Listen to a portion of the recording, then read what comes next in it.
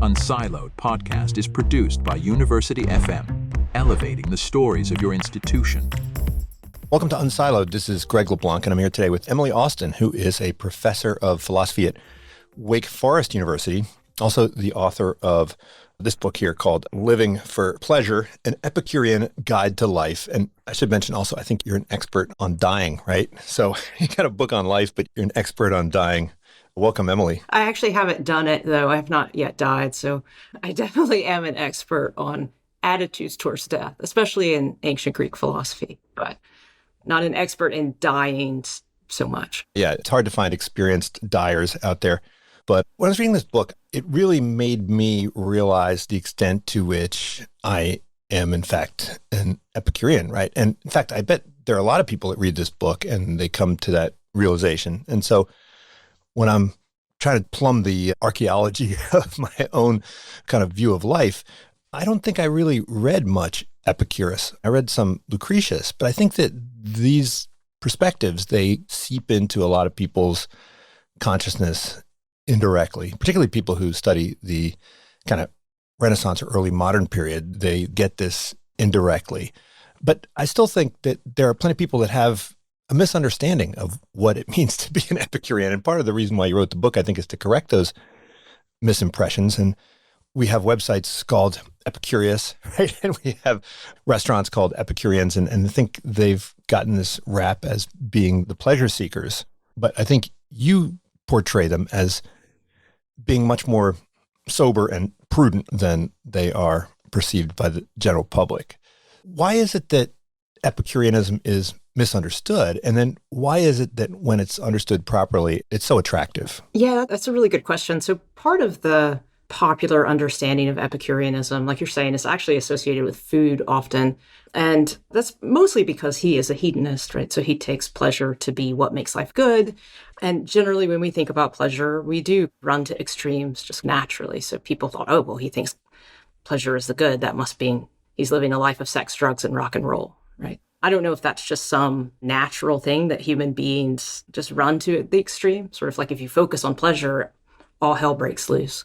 But so part of it is this extreme hedonism. And it's clear that Epicurus has a very intellectually refined hedonism. And even at the time, he was really worried that people were misunderstanding him. He would say people through willful misrepresentation or just a misunderstanding think that we eat a lot of fish and drink wine all day, but that's not us, right? We're really into sober calculation. That's his phrase. And I guess some people who have been long-time sympathizers with Epicureanism, in order to fight that misrepresentation, have, I think, overcorrected. So they play up this sober calculation. And so they say something like, oh no, he's an ascetic, right? So he says he's a hedonist, but his hedonism is in fact aimed at tranquility. So it's aimed at a kind of, the state is called ataraxia. It's a absence of anxiety and pain that is itself a steady state that is pleasant. So when you start thinking of pleasure as the absence of pain, you can see how pretty quickly you get away from sex, drugs, and rock and roll, because obviously too much alcohol will give you a hangover the next day.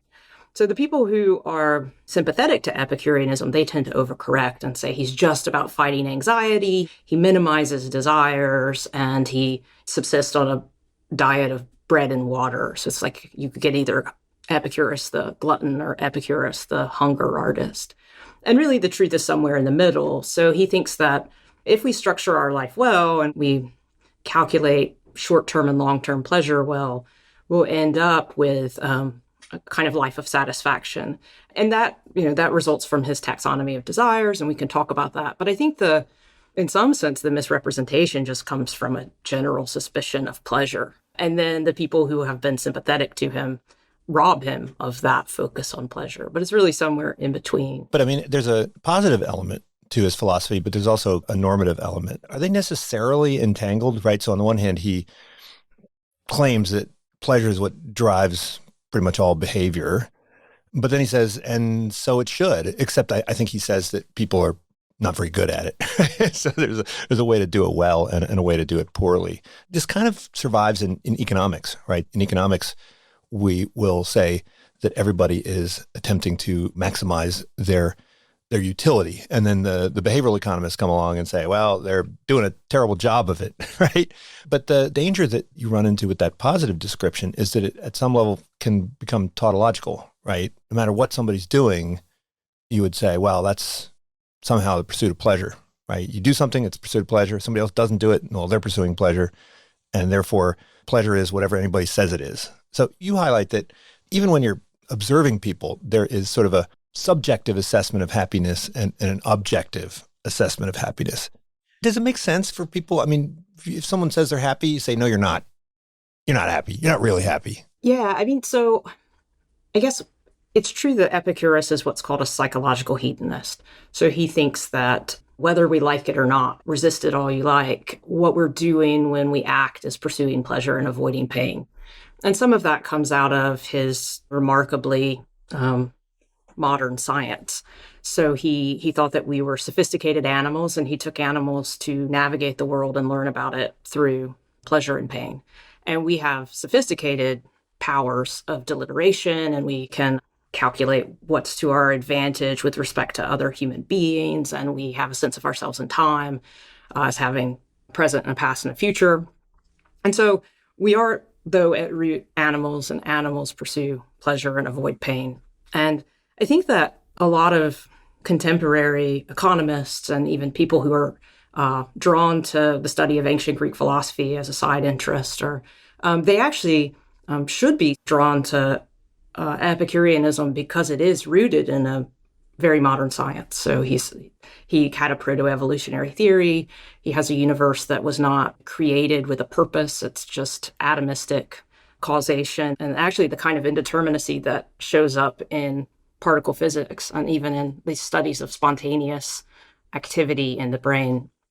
And so he builds the hedonism out of that. So he just thinks it's a psychological principle. And I think in some sense... But is the physics stuff necessary? You could talk about Epicureanism, and most people do, without ever mentioning the atomism and the kind of physics stuff. Yeah, I think... So one thing to say is just that the Stoics themselves also, they took themselves to be offering a systematic philosophy. So if you ask them specifically, they would say, yeah, it's necessary. And part of that is that they think that if you're combating anxiety, you need to think about what death is.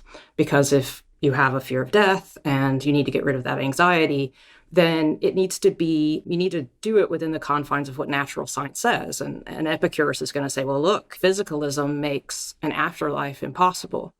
What we need is an account of death that will make it possible for us to not fear it, given that science tells us it's annihilation, right? So if you think there are various ways in which superstition can make people provoke anxiety, then you need to have a basic understanding of science. And so they thought actually natural science was the root of getting rid of a lot of anxiety. And for us, in some sense, that's just, that kind of science is just our science. And so it doesn't seem so radical to us anymore. But at the time, the Stoics were engaging in divination. They were interpreting the entrails of birds. And the Epicureans were saying no, right? And lots of people were worried about the afterlife. And they said, well, no, that's not happening. And so in some sense, we can do it without natural science because that's just already our natural science. But at the time, it was very controversial. If you think people have a fear of the gods, then you need some explanation of whether the gods played any role in the creation of the universe, or whether they can intervene capriciously, or whether they can punish you for something you've done and you don't understand why. And so the Epicureans thought the science was very important. And it was also important to the hedonism because, again, they think we're animals, right? We don't have these rational capacities because we're like gods, right? So they thought it was really important. But for us, yeah, I think we can do it without. And when I wrote the book, I put the science at the end because I knew that would be probably not the reason most people were approaching the book. But I do think if you're thinking about why he was a hedonist, you need to think about his natural science. But you're right, too, that he is this psychological hedonist. He just thinks we do pursue pleasure, but we do it very badly often. And in part, it's because we're not studying the natural science. And for him, the natural science includes things like the study of psychology and the study of economics. And so we're making poor prudential decisions. And part of Epicureanism is to say, well, look, if you arrange your desires the right way, then you'll stop making those poor decisions and you'll be more satisfied in life and have more joy and less anxiety.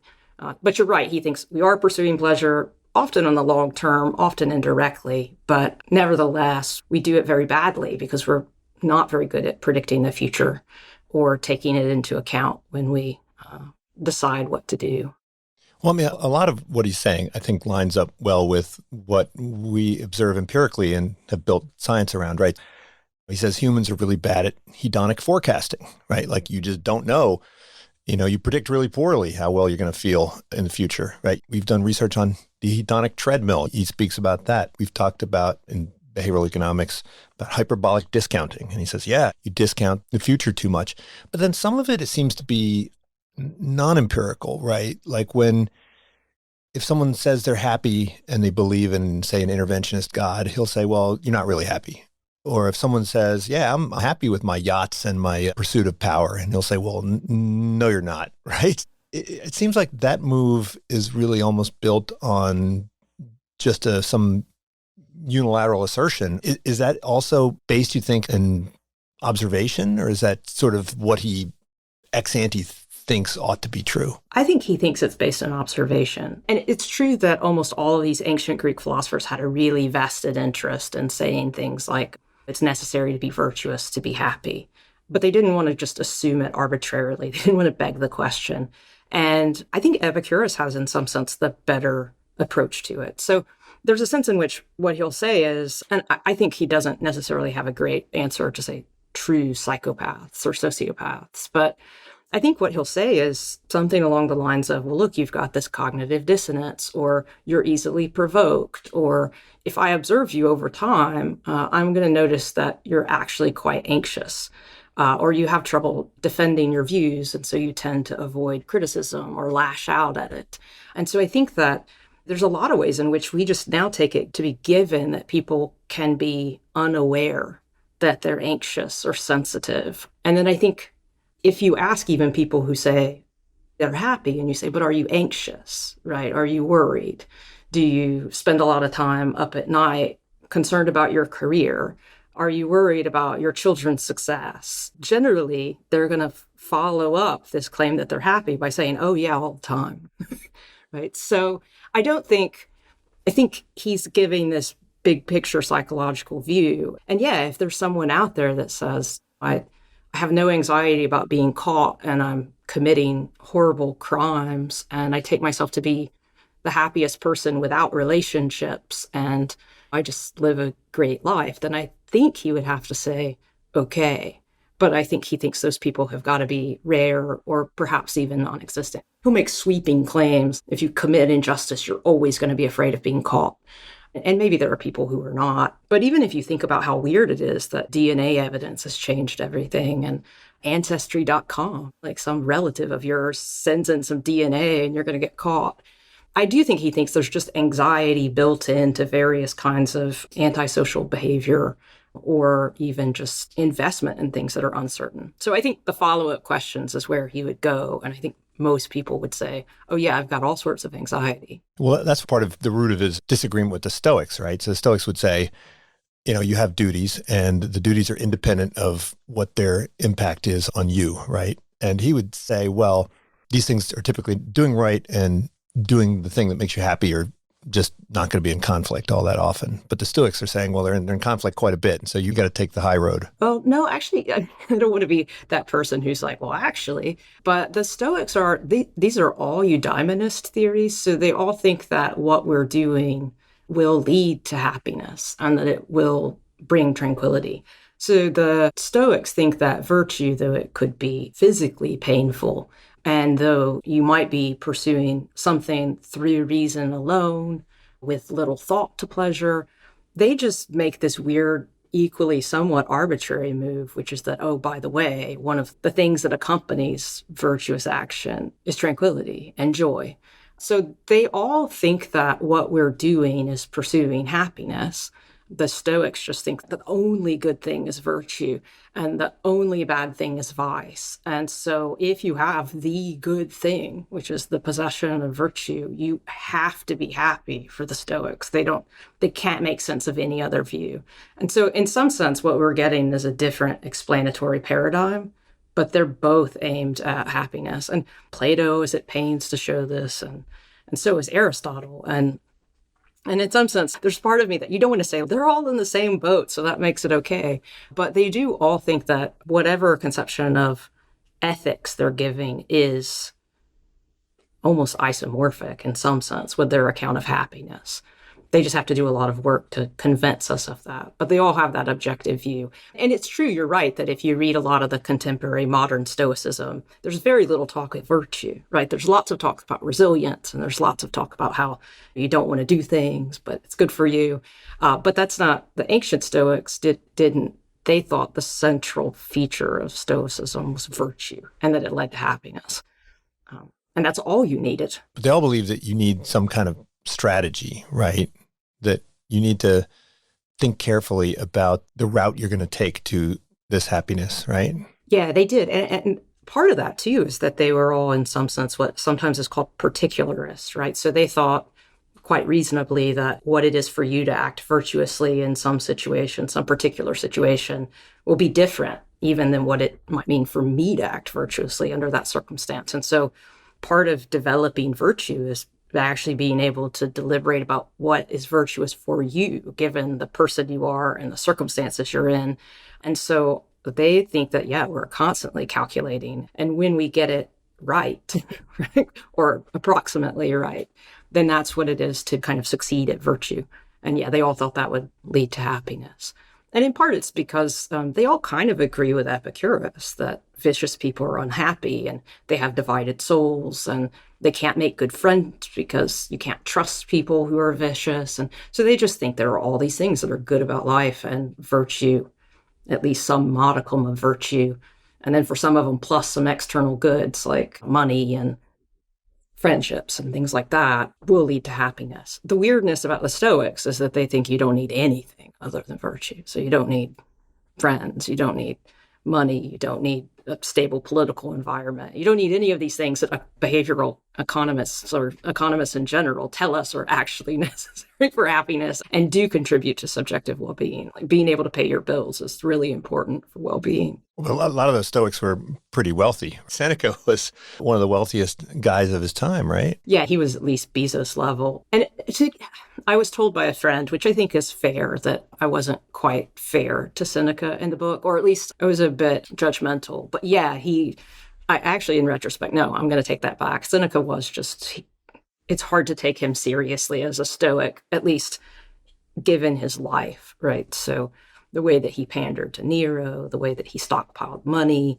but at least in some cases, he admits he's a hypocrite. Even at the end of his life, he said he's trying to escape politics. And one of the big differences between the Stoics and the Epicureans is the Epicureans just think, avoid politics. And the Stoics think it's a demonstration of your masculinity and your excellence to participate in politics. And when Seneca realized that he had perverted his soul by pandering to Nero, including, I think, trying to help him cover up killing his mother, he tried to drop out of politics. And he wrote this essay trying to, he says something like, now a lot of you will think I suddenly agree with Epicurus. But I think it's okay for a Stoic to drop out of politics very late in life.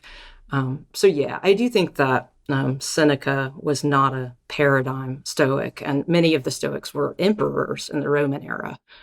But then it's actually true that the hotbed of modern Stoicism is also Silicon Valley. So maybe there's something anthropological about it, or yeah, we'll have to talk about why Stoicism is so popular now and Epicureanism is not. We got to start a new movement. But maybe we can just dig into desire, right? I think Epicureans will say that different desires are deserving of different levels of our attention, right? The economics perspective is that no one's going to judge desires. All desires are treated equally and so forth. If you're a classic utilitarian, you're neutral with respect to desire. But I think Epicurus kind of there's a hierarchy of desires, right? Yeah, so Epicurus is, in part for conceptual reasons, committed to the idea that every pleasure is good. So he does think every pleasure is good, but not all of them are, his term is choice worthy. So he thinks that if you're curating your desires for tranquility, which is again this sort of roughly anxiety-free state that sort of frees up lots of cognitive and emotional bandwidth for joys, right? If that's what you're after, then he has a strategy for thinking about your desires. He breaks them up into these really cumbersome terms because Epicurus was not an elegant writer. So he has this threefold taxonomy, which he calls the natural and necessary, the natural and unnecessary, and the unnatural and unnecessary. Now, imagine saying that or writing that over and over again, and you can see why I called them the necessary desires, the extravagant desires, and the corrosive desires. And so he thinks that you can reach tranquility if you can consistently satisfy your necessary desires. And he's very optimistic about your chances for satisfying them, especially if you have friends and band together. And the necessary desires are actually both the self-evident ones, like food and water and shelter, but also some ones that are at least a little bit more effort and that many people don't have. A community of friends is really necessary for psychological stability and also the sense that you will be protected in moments of peril. And then also, as we were talking about earlier, the basic understanding of natural science. So there are some necessary goods that lots of people find themselves without, even if they're, well fed and have good health insurance. So one of the things that is important is you do have to pursue these things like friendship and knowledge of natural science. And then the second... Well, kind of like, if you think about the animals in the zoo, right? They're well fed. They got great health care. They got beds to sleep in. They don't have to worry about predators, but they're all mentally ill, right? That's true. But I think, so it's true that in some sense, that's just a good case for why even they need more than these basic, what we think of as... Well, I think for them, the sociality would be a basic need, right? Yeah, no, it's true. And I am sure that the animals in the zoo, which are quite miserable, they're less miserable if they have friends.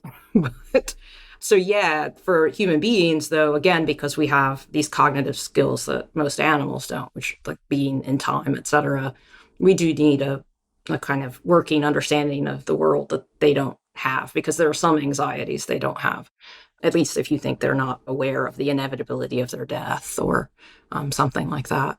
But so the second class of desires is actually, and most people think the sort of overlay, fancier versions of the necessary desires. So this would be food that is, he doesn't think you want it all the time, because actually if you have it all the time, then it's no longer extravagant. But these are like fancier versions of the necessary desires. And he thinks that if you have the necessary desires, you have what you need for happiness, but the extravagances adorn or embellish your happiness. And in fact, under most circumstances, you're going to have various opportunities for extravagances. So it is a pretty austere circumstance when you find yourself with these only the necessary desires, but you can make do with them. And he thinks you're not supposed to treat the extravagant ones as necessary for your happiness. And more importantly, you're not supposed to pursue them if it takes you away from the necessary desires. So for instance, if you thought, I really only want to go to fine restaurants, but my friends don't have money for that, right? So if you're alienating your friends, or you're going to Rome when your mother is sick, then you're not prioritizing things correctly. And then he has this third class of desires, and there's only one kind of unnatural desires, which is the unnatural and unnecessary, because he thinks, again, perhaps as you suggest, arbitrarily, that anything that is unnatural just doesn't produce happiness. But he doesn't mean unnatural in the sense of like artificial. He means it as contrary to our nature. And the way that I think the best way to characterize these desires is that they're limitless. So they're the sorts of things about which you might say you can never have too much, or more is always better. And so they might be for limitless wealth, or limitless life, or limitless power. And one feature of a desire like that is that it's never satisfied, right? Because there's always more. And Epicurus thinks tranquility is a kind of satisfaction. It's being satisfied with having what you need. So if you have these desires, he thinks you're always going to be dissatisfied, and then they're competitive, so you're going to alienate people. And if you really care a lot about them a lot, then you're going to commit injustice, and that's going to cause anxiety. or you'll become like a lackey or a bully to get them more. And that will again cause anxiety and alienate you. And so he thinks you should cut those out entirely. So necessary ones, get them, focus on them, their priorities, and then pursue the extravagances as they come along. And often those will be the most memorable experiences of your life. So he, for various reasons, including the role of memory in his coping with misfortune, he wants you to pursue them the right way. So again, necessary, get them, focus, extravagance, enjoy them, corrosive, root them out. So you could take that tripartite division of desire and apply it in any domain, right? So if you apply it to food, then the extravagance are the Michelin star restaurants, right? You know, you go to a Michelin star restaurant, and if someone hears you went to a Michelin star restaurant, they think, oh, aren't you fancy, right? But if you're content to sit down and have a nice hamburger and you're content with that, and then if you get the opportunity to go to a Michelin star restaurant, go for it. Don't feel bad about it. Check it out. I think that would be the proper way of understanding it. But then if you become someone who is racing to be the person who ate the most exotic foods or went to the most exotic places, and there's a league table and you're trying to get to the top of the league table, that's when it would become corrosive, right? Right. And I think obviously, extravagances are strange socially, right? One thing about the Epicureans is we do have this association with them being gluttons, but they did eat together. And Seneca called them a shade-loving clan of philosophical banqueters. So they did think it really mattered who you ate with, not so much what you ate. But there's no reason, like you say, right? So under certain circumstances, we just go places where there's a tasting menu. And it's interesting, the times that I have been in very fancy restaurants have often been actually with my graduate advisor, who's a bit of a foodie. And when I was a graduate student, I couldn't possibly have afforded it. We went to this very fancy restaurant in DC and had the fixed menu. And it was the first time I had any real time to get to know him, like a long conversation. And it was an insanely memorable dinner, which is, again, for Epicurus, that's really important. But if you go to these restaurants, actually, if you look around, which I've been to a few, generally, again, with him or groups at conferences, you'll see that there are certain people there who they're not savoring it at all, right? You can tell from their vibe that they do it all the time and they don't talk to one another. It's like another notch in their bow, right? Right. And then the other thing you're talking about, which is, I think, also true, this kind of bizarre competition or pride about extravagances. And that plays out in one-upmanship, or you talk about your trip to Rome with someone who's never going to go, and you put it on your social media, right? Exactly. I'm using this example for some reason at this moment, even though I've never been to Rome. But yeah, so there's even like the snobbery of it, right? So my sense of what counts as a worthwhile extravagance is better than yours. And for Epicurus, whatever extravagance counts as an extravagance for you, back to your utilitarian conception of desire, he's cool with that, right? If you really like Bud Light, if it's special for you, then he's like, great, enjoy it, right? And so he doesn't think of extravagances as features of class or things to compete about. He just thinks of them often as like memorable things you do with your friends. So yeah, solitary Bud Light drinking, not so great. Going to a barbecue, drink whatever you like. Yeah, and he emphasizes the importance of eating with other people. I didn't know this. You point out in the book that in France, it is illegal to eat at your desk. Yeah. I love that. That's amazing, because that is very common in America for people to eat at their desk. It's very common for families even to have individual meals where the various members of the family will go off and eat their meals by themselves, which to me is disturbing. And most people think I'm strange because I always insist on eating with other people and having people over to my house all the time. But I think that really seems to be the most important thing for Epicurus and Lucretius, right? This idea that you need to be part of some social fabric, people who care about you and who you care about and who you trust. And I think there was a quote that you had in the book, I think it was your quote, that friends don't make friends feel anxious, right? Yeah. No, I think so. It's interesting. I had this moment where I thought about, so there's that thing which you mentioned, which is great, that it's illegal to eat at your desk or for your employer to even let you.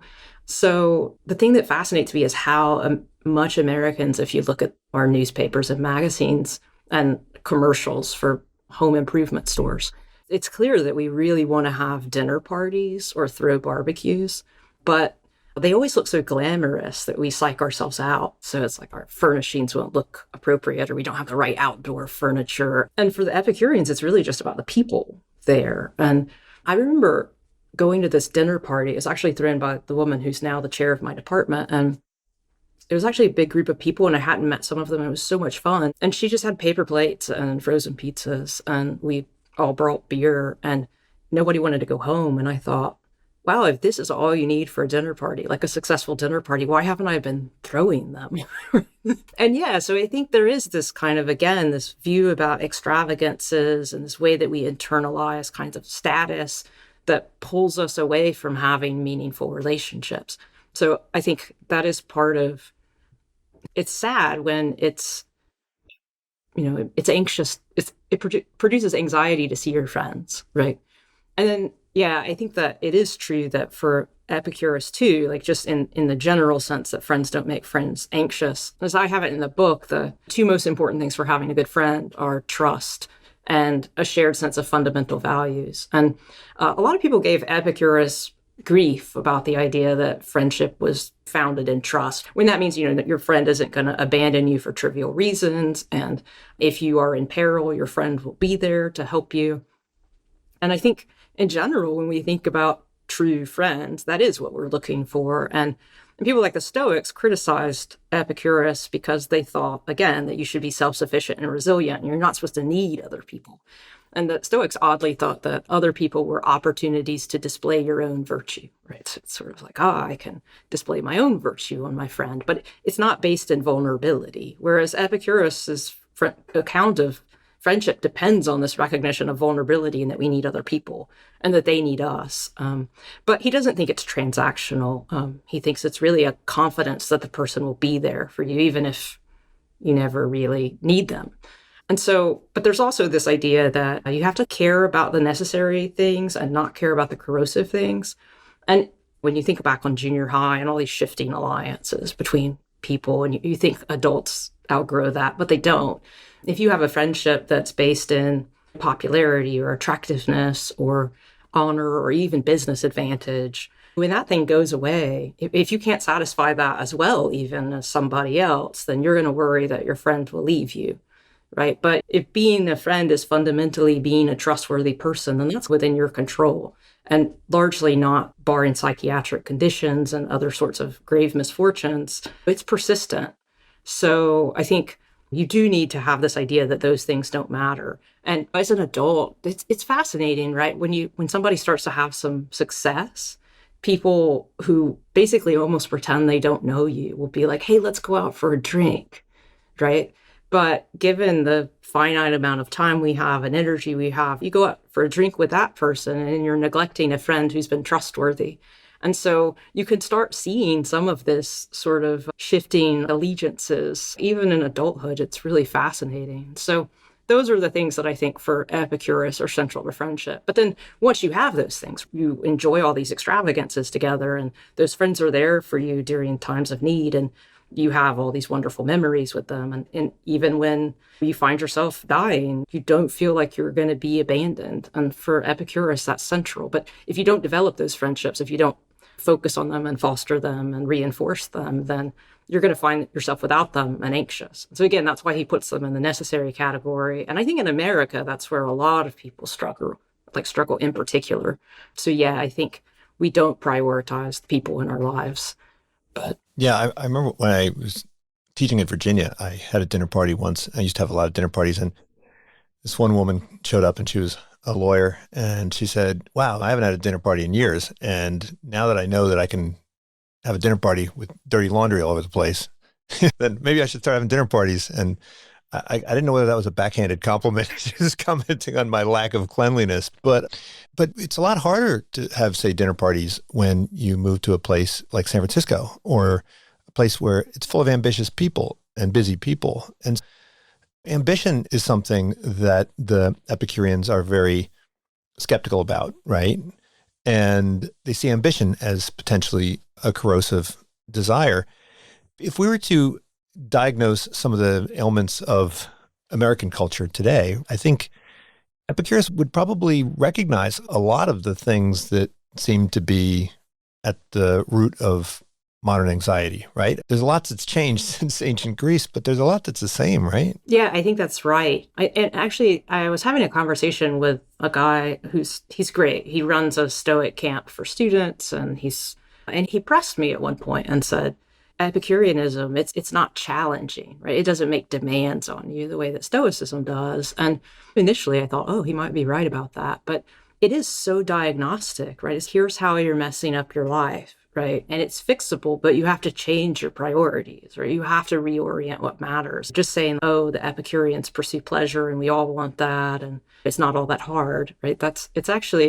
It does require you to think some things just don't matter as much as I've made them out to, and they're pulling me away from things that I really do think matter. If you ask someone, do you want close friendships? No one says no, right? They might occasionally say, I want to be a billionaire more, but I find that sad, and I think it's probably not even really true, to go back to your question about this idea that, no, you're not happy, that there's some objective conception. But yeah, so ambition, I think, it pulls us often away from our family. So insofar as we do have close family, we move away from them to San Francisco to succeed. I actually got semi-obsessed, that makes it sound sad, but with the book Lonesome Dove by Larry McMurtry. And there's this two cowboys, and the one who's super charming and beloved and everybody thinks he's great is this character Gus. And he's trying to seduce this younger woman, and she wants to go to San Francisco. And that's like her dream. And he says, life in San Francisco is still just life. It's better to focus on these simple things like comfortable beds and that kind of thing. And then because he wants to seduce her, he's this feisty older gentleman. But I do think there's a sense in which we pull ourselves away from very valuable things by pursuing ambition. And Epicurus says, oh, and you're also bringing along this anxiety and dissatisfaction.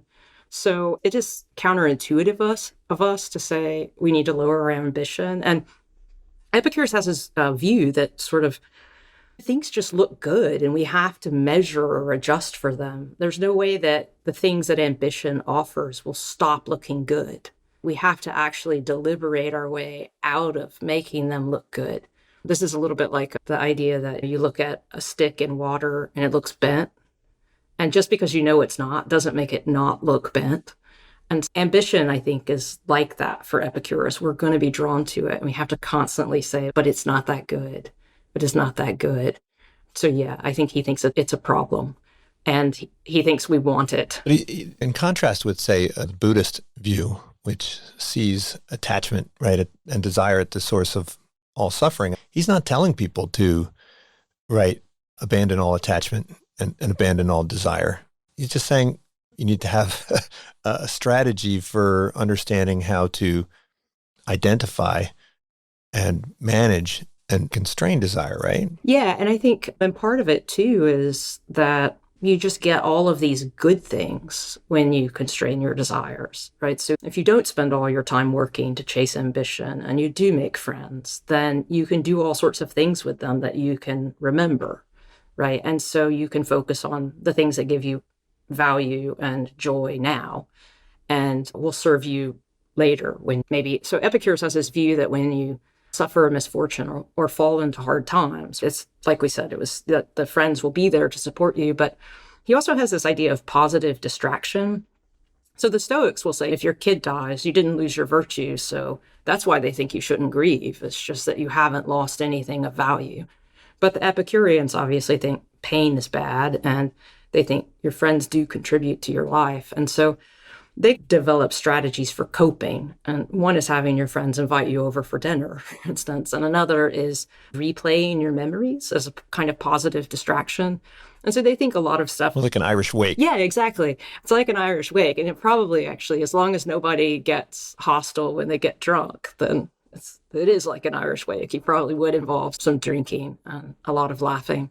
So yeah, it's interesting that, again, if you're not working all the time, then you have these friends and you do the things you remember and you've cultivated them so that they're there. And so he just thinks those things are way more important and make you feel like you're living each day well, as opposed to focusing on what you can get at a time you might not even be alive. It's probably a lot harder to adopt the Epicurean approach to life after you've been formed. And it's something that is best served up at a young age, right? So he actually talks about how to raise your children, or has implications for how to raise your children, right? It's easier to make an Epicurean as a small child, teenager, right? But, if you ask most parents how they're raising their children, I think they would agree with point you made, which is that the way you raise your kids implies a philosophy of how you think people ought to be or live. So the way we're raising children today doesn't seem to be in the service of producing Epicureans. So it's interesting because I'm for the first time teaching a first-year seminar on the good life. And the book itself is part of a series, these guides to the good life. And there's been a kind of radical shift in the pedagogy of teaching, especially for these wisdom traditions. So usually you just treat them as historical artifacts with some good philosophical ideas, but not as ways of living, which is selling them short because they were ways of living. But I feel weird. Is that just a fear of being normative in the classroom? Well, so at least because you're offering them so many different things, it almost seems like the weird thing is that it's about their lives. And you have this fourth wall or whatever they call it. And once you start talking about things that are relevant to their lives and allow them space to talk to one another about what they value and their life direction, they're like first-year students, then it starts feeling more personal than I'm used to being in a philosophy classroom. It's going great so far. But I do wonder for the students what they're going to talk about ambition actually tomorrow. So I will be interested. And, there are other things too about Epicureanism that younger people are not, they need to be sold on a little bit. But I do think that there are times in your life that are formative. And in fact, if you look at the literature on when people have the most radical shifts in their values and their traits, even on the big five, there aren't that many times. And one of the main ones is when you enter the workplace or kind of a college environment. And so there are times in life where you're more likely to assess your values and make changes. And at least according to the big five theory, we're past that now. But it will change again, apparently, when we retire. So yeah, I think you're right that there are better times to do these assessments. I don't know that Epicurus thinks there's only those times, but at least the empirical literature suggests there are prime times for doing it. But it doesn't seem like there's any need to have any particular personality type to subscribe to this philosophy. I mean, is there? You can be extroverted, you can be introverted. It's neurotic is probably the one thing that probably doesn't work too well. Yeah, it's interesting because so Epicurus is a materialist, right? He's a physicalist. So he thinks that our atomic structure does explain our consciousness and all sorts of features of us. And there's this really fascinating passage in Lucretius where he does talk about how we have different atomic makeups that affect our psychology. So he says that people who are more prone to, say, having a temper have more fiery atoms, and people who tend to be more timid have chill, deer-like minds. But then he follows that up by saying, and we'll never get rid of those things. We can't eliminate them, but we can use philosophy and all sorts of other strategies to get around them, essentially. So he says that the traces will always be there, but we can arrange our lives and think about our lives and engage in philosophy and make things a lot better. But it is interesting. He is a materialist. He does think our natural dispositions and to some extent our childhoods affect the strategies, at least, we need to use to become a good Epicurean. And to some extent, some of the limitations on how good of an Epicurean we can be. Now, I think you also talk a bit about sex, romance, right? And it seems like just like with food, there were disputes about exactly what the Epicureans thought about sex and love and romance, right? Where some thought that wine, woman, and song, but there was another sort of accusation that they were against all that. Yeah, so I think it's more like good women and song and good wine.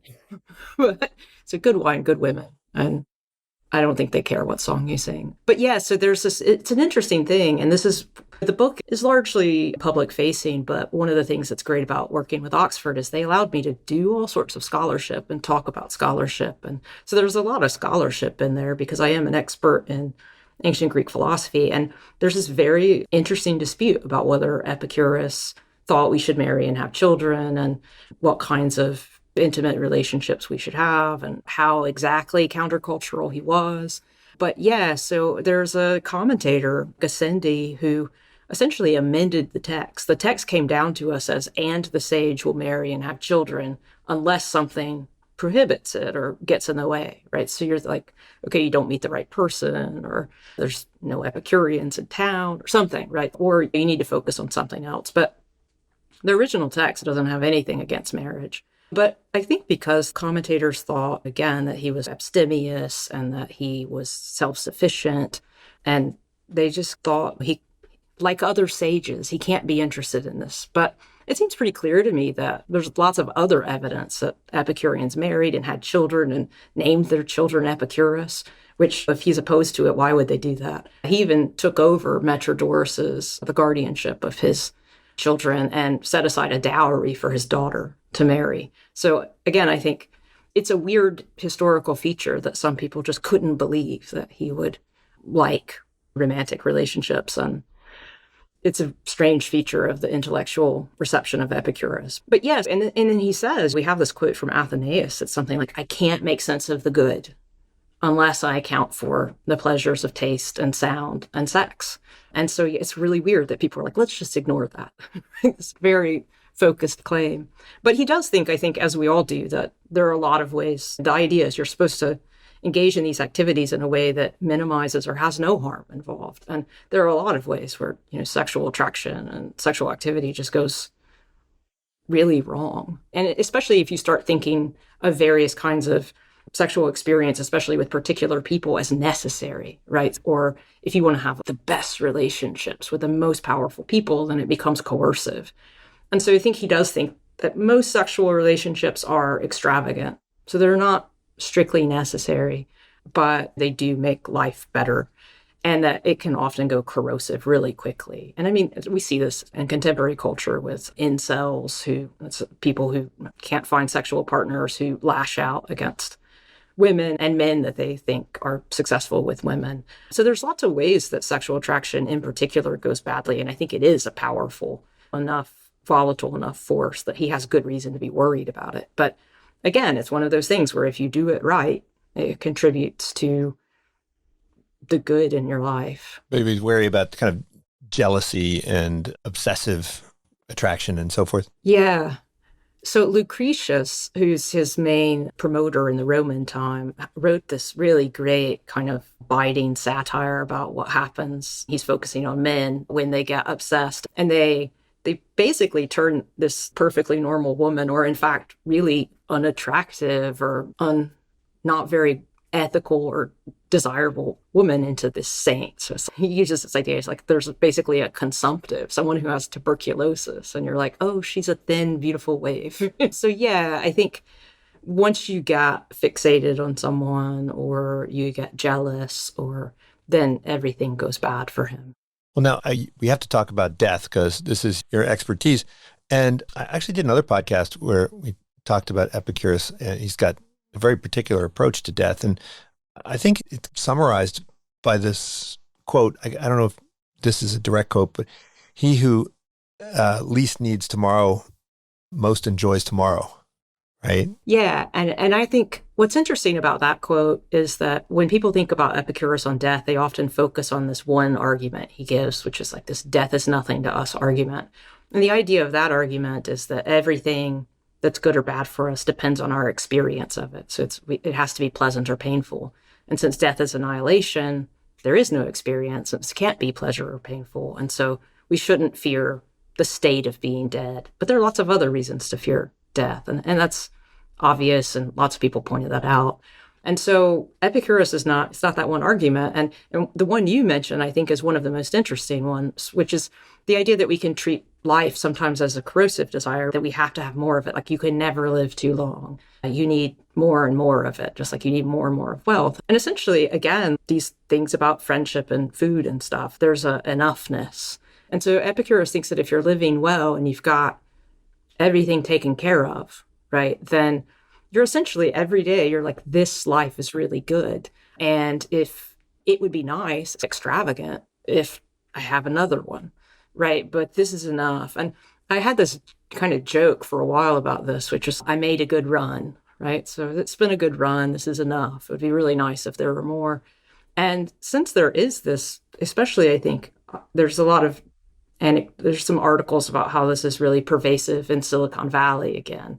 And so Freeze your brain, like resuscitate it and have a blood boy to keep you young and stuff. yeah, exactly. And then, so this idea that I think that it's tied up with other kinds of corrosion. So you need more money and more time to spend your money that you don't have time to spend now. So it's a kind of just another expression of greed. And then there's other ways that we fear death. And in particular, we fear dying, right? The process. And some people would rather just check out, the people who leave the party without saying goodbye.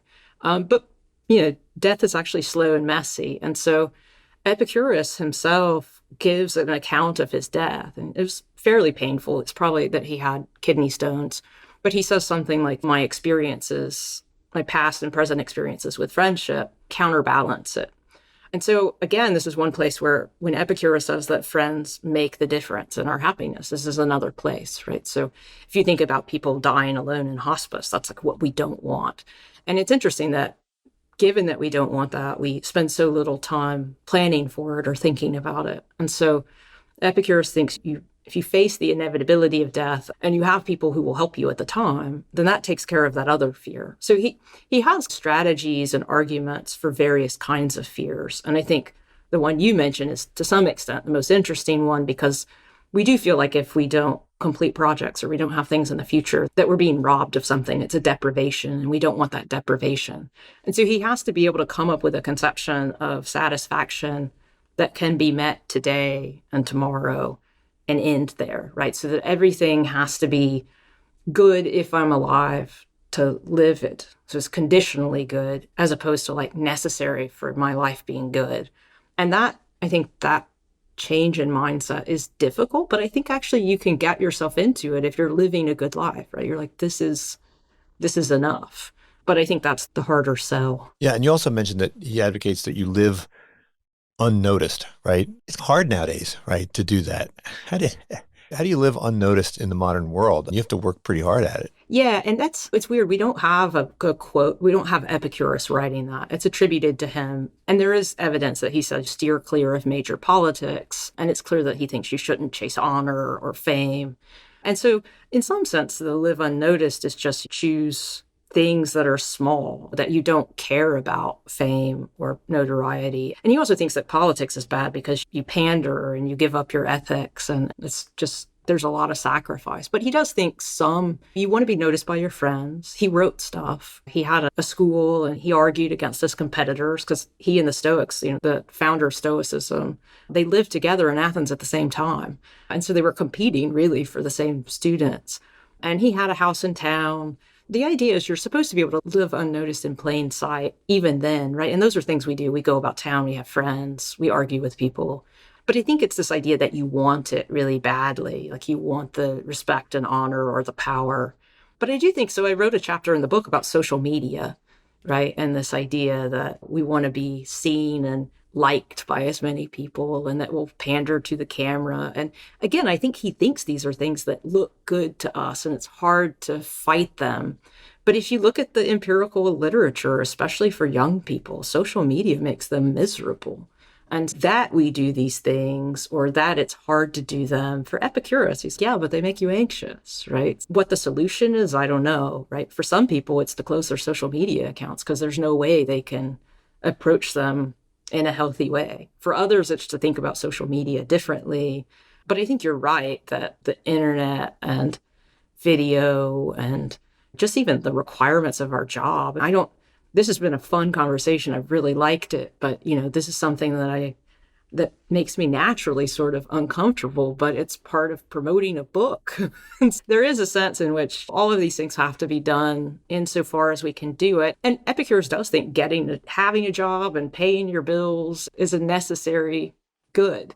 And so sometimes that's going to require that you do things in the public eye that if you're comfortable that you're not pandering or compromising your friendships, then I think he would think, well, maybe those are just extravagances or just part of the necessary features of your job. But, you also have, I think you have a whole chapter on this idea of speaking frankly, right? So, and it was very nuanced, right? If you care about people, you want them to live better lives. You want them to be happier. But most people don't want to hear it. So he says, when you detect resistance, back off, right? This seems to be a really difficult thing to learn how to do. I found that unless somebody's paying me for advice, nobody wants to hear it. My friends don't want to hear it. My family don't want to hear it. Nobody wants to hear it. Yeah, he thinks that criticism is always painful, even for really resilient people. And if you're going to cause someone pain, it has to have a really good justification. It has to pay off. And a lot of times it doesn't because we just mess it up. I'm engaging in this sort of pedagogical experiment, which is, I am teaching this class and I'm doing the assessment very differently because this is something people have been experimenting with since COVID. And one of the things that they did at midterm was this midterm self-assessment, right? And over time, I gave them these handouts about what it is to be a good participant in a philosophical conversation, what it means to really be present in class rather than just sitting there, why reading makes the classroom experience better. Over time, they get this lesson repeatedly. And then I ask them to self-assess on these dimensions. How are things going for you when it comes to paying attention to what other people say and thinking hard about not having a knee-jerk reaction where you reject the idea and various kinds of philosophical growth. And what I found that was interesting is how amazingly honest the students were in their self-reflection. Some of them wrote like 4 pages and talked about how it had changed their approach to applying for internships and approaching friends and thinking about resilience. And so sometimes actually just like talking in general terms about what makes life go well or what makes things go well will prompt that for people. And one thing I noticed is the students who but felt that they should report things about ways that they should grow were the students who turned in the assignment last. So I think it was difficult for them to say some of those things, but they were so honest and they offered it in such detail that part of me thinks that, I'm not sure there's any evidence in Philodemus or whether there's any evidence in business assessment, like whatever it is when you do the annual reports, whether doing it that way is less difficult for people. But that's just an anecdote of something that I'm experimenting with now. Well, could we make university education more like the garden where we just all go have some dinner and talk about texts? I am experimenting with that. And I even thought about requiring them to eat with one another. But to me, it's so non-traditional to teach this way. But it's fascinating because the other day I told this one class, I said, you may not have noticed this, but all of you spoke today. And it was about the reading. And I'm not some master teacher where like somehow I'm doing something that other people couldn't do. And it could fall apart. I don't really know. But there is a sense in which, students can be intrinsically motivated. And when they're thinking about it as a growth opportunity and they're thinking about it as their life, then it might be more garden-esque. And they seem to be making friendships. So it's going super well. And there is a kind of frank speech, but it's self-directed. I think that's kind of interesting. Now, in De Rerum Natura, Lucretius ends the book with the plague in Rome. And you wrote this book during a modern plague, obviously a much less dangerous plague, but one which nevertheless tested a lot of people. You have a theory as to why he ended with that kind of account of the plague, right? Which was, in a way, it was a test see if people could live like Epicureans in spite of this danger, right? Yeah, it's interesting because Lucretius, the book just ends almost so jarringly. There's this horrible plague, everybody's dying, there are all these gruesome details, and then it just ends with this idea that it got so bad that people were throwing their dead relatives on other people's funeral pyres. It's like stealing somebody's coffin right as they were about to put their dad in it. You just shove your mother in there.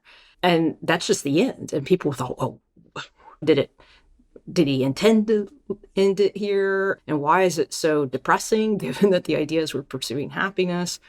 And some people have thought, oh, it's supposed to be this test of if you could survive under these circumstances, then you would be a really good Epicurean. And my reading on it is not actually all that far from it, because what I kind of suspect is Lucretius was looking at the account that Thucydides, the ancient Greek historian, who was in fact caught the plague and survived it, his account of it. And if you look, Thucydides has exactly the same idea that they're stealing burial pyres. And the next part in Thucydides isn't in Lucretius. And essentially what he says is the Athenians, when they realized that they could die, and when they saw that the gods weren't going to intervene on their behalf, and that they just started living more like Epicureans. So they decided that honor didn't matter, and they pursued pleasure, and they essentially lost their fear of the gods.